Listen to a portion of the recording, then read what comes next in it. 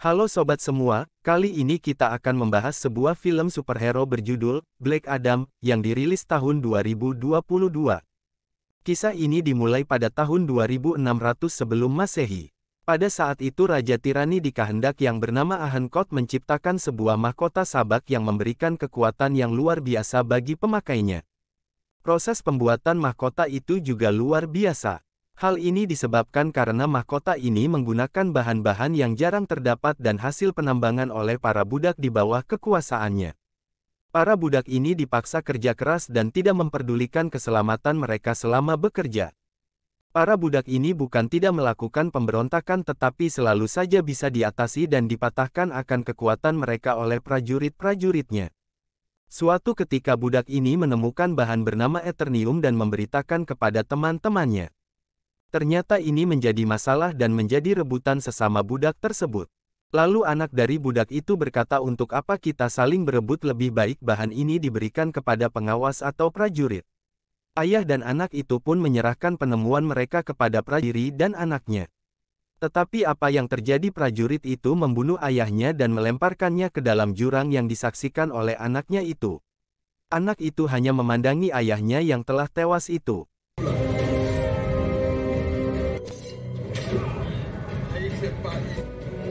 Anak itu pun terisak melihat ayahnya yang telah mati di hadapannya karena telah dibunuh oleh prajurit itu. Lalu dia pun protes dan menyerang prajurit itu dan mengambil kembali batu Eternium dari tangan prajurit itu, membawanya kabur ke atas bukit. Tentu saja dia pun dikejar oleh prajurit lainnya dan sampailah dia di atas bukit dan mengangkat Eternium itu tinggi-tinggi dan tangannya membentuk segitiga dan dibalas oleh semua para budak di situ dengan mengangkat tangan mereka semua dan membentuk segitiga yang sama sebagai tanda solidaritas sesama para budak.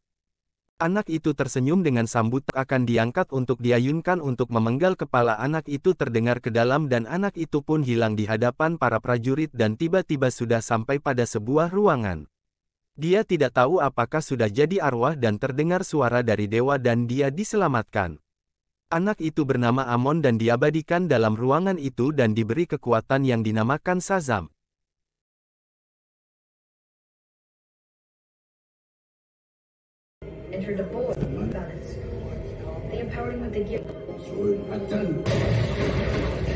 Pada suatu hari di sebuah kota Siruta Utara yang dikuasai yang bernama Intergang, tampak seorang anak bersepatu roda pada sebuah jalan raya. Pada saat itu juga ada pemeriksaan oleh petugas untuk memeriksa paspor pengunjung yang datang dari negara lain. Tampak diperiksa ada 3 orang yang berada dalam mobil van. Petugas minta agar bagasi di belakang agar dibuka. Tapi seorang dari mereka siap-siap mengambil senjata dari sakunya bila terjadi sesuatu. Lalu anak remaja yang bersepatu roda itu datang menghampiri dan menabrak petugas itu. Anak itu malah menyalahkan petugas itu dan tentu saja mengalihkan perhatiannya karena disebut sebagai imperialis yang menjajah negaranya dan mencuri kekayaan alam di negaranya. Tentu saja petugas itu pun marah mendengar perkataan anak itu. Sementara orang di dalam mobil van itu mendesak mengenai pemeriksaan mereka apakah mereka sudah bisa pergi. Petugas itu menyuruh mobil itu pergi dan anak buru. Ternyata orang yang sedang diburu bersembunyi dalam jok mobil dan temannya mengatakan sudah aman. Wanita itu bernama Amanda.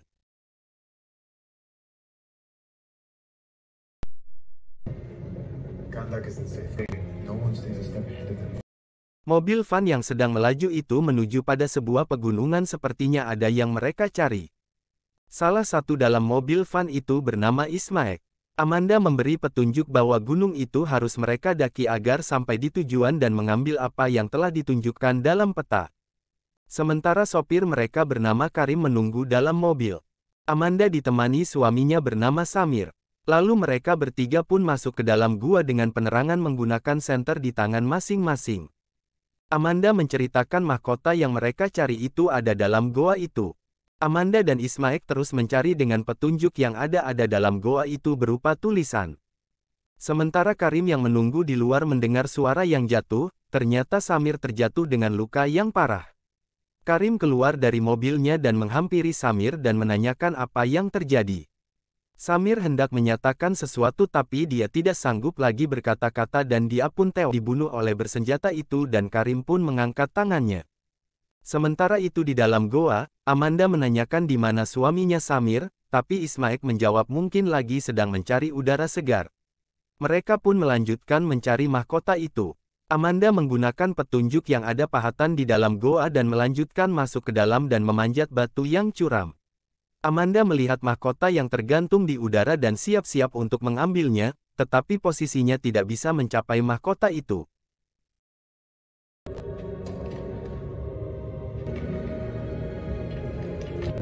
Amanda berhasil mengambil mahkota itu dengan melompat dan turun ke bawah. Tetapi setelah sampai di bawah dia telah dikepung orang bersenjata, ternyata orang-orangnya Ismaek, dan meminta agar mahkota itu diserahkan. Mereka menawan Karim sebagai sandera dan akan membunuhnya apabila tidak menyerahkan mahkota itu.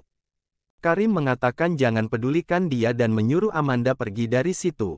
Tapi Amanda menyerahkan mahkota itu dan ternyata Ismaek juga akan membunuhnya walaupun mahkota itu telah diserahkan.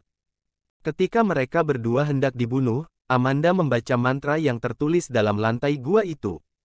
Dan ajaib, tiba-tiba ada petir dalam gua itu, dan anak buah Ismaek terlempar yang mencoba hendak membunuh Amanda.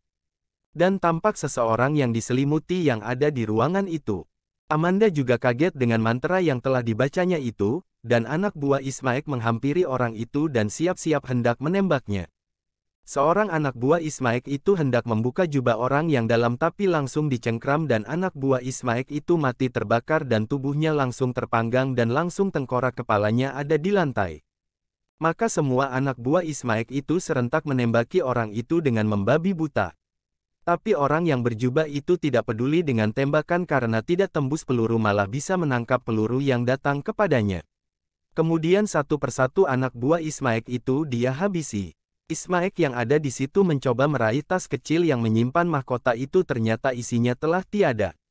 Setelah menghabisi anak buah Ismaek, orang yang berjubah itu pun terbang ke udara.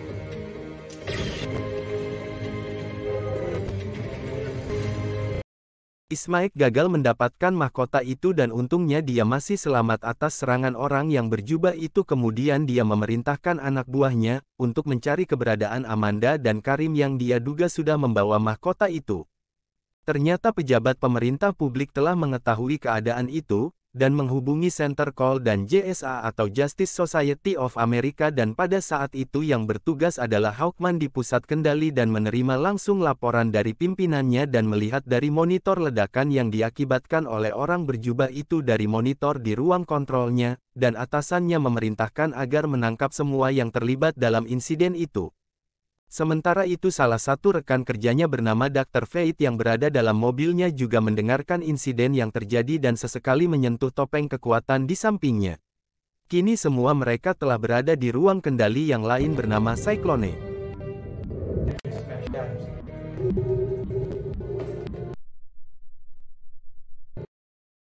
Sementara itu di rumah Karim yang sedang santai duduk dan Amanda meneliti kembali mahkota yang ada padanya dengan membuka buku tentang sejarah mahkota itu. Ternyata bersama mereka sudah ada Black Adam atau Ted Adam, orang berjubah dalam goa itu. Kini telah bangkit kembali setelah Amanda membacakan mantra ketika dia terancam dibunuh oleh Ismaek dalam goa itu. Ternyata anak remaja yang bersepatu roda itu adalah anak Amanda bernama Amon dan kini jadi sahabat Adam dan menunjukkan pada Adam berupa patung yang pernah dibuat untuk Adam dan Amon bisa menceritakan kembali kisah itu kepada Adam. Walaupun demikian Adam menyadari bahwa dia telah diketahui keberadaannya oleh JSA. Dan benar saja salah satu anggota JSA itu langsung menyerangnya, yang tidak lain adalah Hawkman yang kini dengan kesaktiannya menjelma mempunyai sayap dan terbang. Adam bangkit dari reruntuhan batu dan Hawkman mengatakan agar Adam kembali ke rumah. Adam menjawab bahwa dia tidak punya rumah. Adam dengan kekuatannya seperti adanya petir dari tangannya dan menyerang balik Hawkman bahkan sampai membawanya ke udara untuk berduel.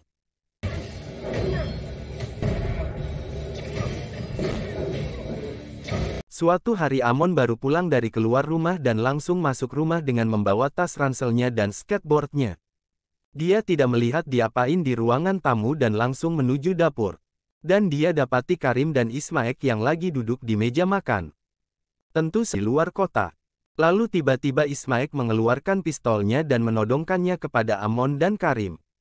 Ismaek memerintahkan agar menyerahkan ransel yang dibawanya itu. Amon kemudian melemparkan tasnya itu ke lantai. Kemudian Ismaek memeriksa isi ransel itu dan di dalamnya dia dapati mahkota itu. Ismaek mengatakan semua akan baik-baik saja, malah dia akan mengatakan kepada Amon akan mengajari sejarah yang lebih baik. Tiba-tiba Karim datang dan menabrakkan dirinya kepada Ismaek dan menyuruh Amon melarikan diri. Amon mengambil tas itu dan lari dari ruangan itu. Karim tertembak bagian perutnya oleh Ismaek. Amon bersembunyi pada kolong rumah dan dia mengintip dari celah-celah pintu dan melihat anggota intergeng bersama Ismaek dengan senjata di tangan mereka.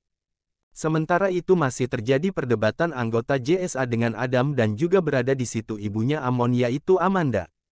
Ismaek mengatakan kepada Amanda melalui handphonenya bahwa rumah mereka telah dikepung dan segera menyerahkan mahkota itu dan kini mereka telah menawan Amon.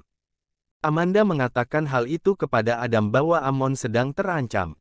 Amanda minta tolong kepada Adam agar menyelamatkan anaknya itu. Adam secepat kilat pergi dari situ menuju rumah Amanda. Pada saat bersamaan Amon keluar dari persembunyiannya untuk melarikan diri dari rumah itu dengan perlahan-lahan menggunakan skateboardnya itu. Tapi keberadaannya diketahui oleh Ismaek dan memerintahkan anak buahnya untuk menangkap Amon. Amon berusaha melarikan diri dengan menggunakan apa saja termasuk menggunakan tali gantungan. Tapi seseorang yang menggunakan sepeda motor terbang menyambarnya dan mengangkatnya, pada saat itu Adam telah tiba dan menangkapnya. Tentu saja Amon gembira melihat kedatangan Adam. Adam menghadapi anak buah Ismaek, tetapi Ismaek berhasil menangkap Amon dan menodongkan senjata api kepadanya dan jangan berbuat macam-macam karena dia akan membunuh Amon dan Ismaek menanyakan di mana dia menyembunyikan mahkota itu. Tapi Amon mengatakan cari saja ke neraka dan membuat Ismaek marah. Adam memperhatikan bahwa Amon telah diculik karena melihat tasnya.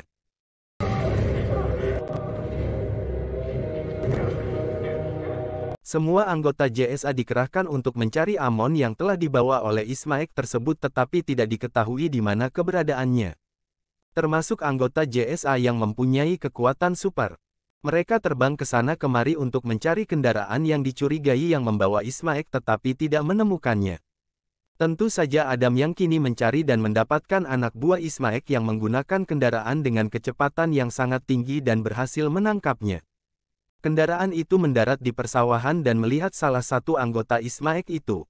Adam membuka kendaraan itu yang mungkin Amon disembunyikan dalam kendaraan itu, ternyata tidak menemukan apa-apa. Bayangan Adam selalu ada dalam kendaraan itu tetapi tidak menemukan apa-apa. Adam sangat heran kemana larinya Ismaek dengan membawa Amon bersamanya. Dia membongkar kendaraan itu dan berharap Amon disembunyikan pada kendaraan itu, tetap saja Amon tidak ditemukan.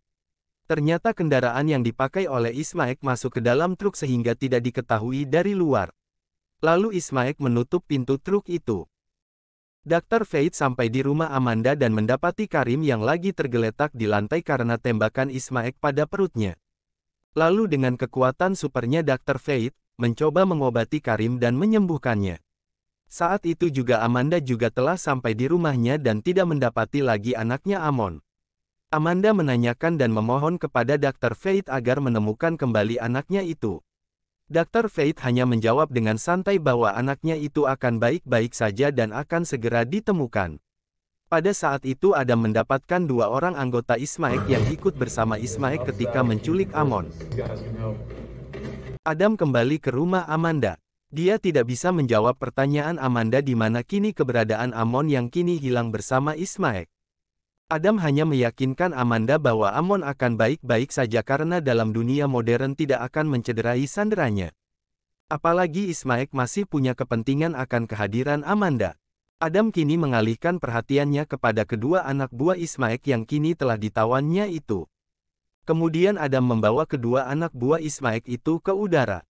Adam bertanya kemana perginya Ismaek. Jika tidak menjawab maka mereka akan dijatuhkan satu persatu. Kedua anak buah Ismaek itu tidak tahu kemana perginya Ismaek. Adam kemudian menjatuhkan satu persatu anggota Ismaek itu. Tapi Hawkman menangkap kembali kedua anggota Ismaek itu dan mengatakan kepada Adam dia tidak boleh membunuh orang. Tapi Amanda kemudian mendapat petunjuk kemana Ismaek pergi dengan mahkota itu tidak lain adalah ke pegunungan Al-Hadiyah sesuai dengan buku yang dibacanya. Di sana dengan memakai mahkota itu Ismaek akan mendapatkan kekuatan luar biasa dengan memakai mahkota dengan membaca mantra-mantranya. Mereka semua sepakat menuju tempat itu. Adam kembali melihat patung yang telah dibuat untuknya walaupun tidak lagi utuh. Maka dia pun teringat masa lalunya yang kelam karena dia pernah ditawari oleh prajurit dan dia menyaksikan dia dibunuh dan tapi lenyap diselamatkan oleh mantra yang dibaca dan dengan mengadakan tangan ke udara dan membentuk segitiga. Dan kemudian dia mendapatkan kekuatan yang sakti. Lalu dia juga teringat kepada ibu dan ayahnya yang juga dibunuh oleh prajurit. Dia mendapatkan kekuatan dan bertemu dengan dirinya sewaktu kecil, tapi dibunuh oleh para prajurit dengan menembakinya dengan anak panah hingga tewas. Dia kembali melihat tubuhnya yang tidak tembus oleh anak panah. Di tempat yang mereka akan tuju itu, Ismaek mengklaim dirinya untuk menjadi raja dengan kekuatan yang kini dimilikinya itu. Sementara itu di stasiun kendali JSA melihat simulasi dari mahkota itu. Melihat cahaya yang terang benderang dan mereka awalnya masih bertanya apa gerangan yang terjadi. Tapi mereka akhirnya menyadari Ismaek telah berhasil menjadi iblis sabak dan mereka pun langsung menyerang dengan menembakkan peluru dari pesawat. Tapi Ismail yang kini menjadi sabak itu tidak berpengaruh terhadapnya karena kesaktian yang kini dimilikinya. Pesawat yang di dalamnya anggota JSA itu malah hampir celaka ketika sabak menyemburkan api dari dalam tubuhnya dan terpaksa mendarat darurat ke dalam laut karena pesawat tidak lagi dalam keadaan normal karena api dari sabak itu. Semua anggota JSA itu keluar dari pesawat untuk menghadapi sabak, tentu saja Amanda mereka selamatkan terlebih dahulu. Semua anggota JSA itu datang untuk menyerang sabak dengan kesaktian masing-masing. Ternyata sabak mempunyai kekuatan yang luar biasa. Satu persatu serangan yang diarahkan kepadanya bisa dia patahkan. Bahkan sabak bisa menyerang balik yang membuat anggota JSA kerepotan karenanya.